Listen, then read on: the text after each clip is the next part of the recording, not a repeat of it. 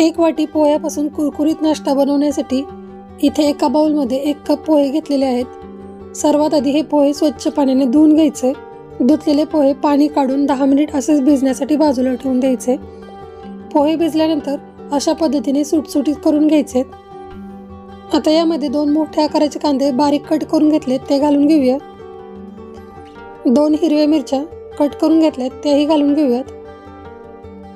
1 चमचा जिरे, 1 छोटा चमचा हळद, 1 छोटा चमचा धने पावडर। हे संपूर्ण मिश्रण आपल्याला सर्वात आधी मिक्स करून घ्यायचं आहे। मिश्रण मिक्स करून झालं की यामध्ये 2 चमचे तांदळाचं पीठ, 2 चमचे बेसन पीठ, चवीनुसार मीठ घालून घेऊयात आणि थोडं थोडं पाणी करून याचा घट्टसर आपल्याला गोळा बनवून घ्यायचा आहे।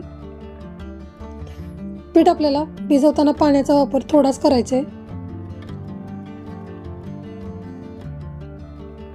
इथे आपलं पीठ छान असं भिजवून तयार झालेलं आहे। आता गॅसवरती तेल गरम करायला ठेवलंय।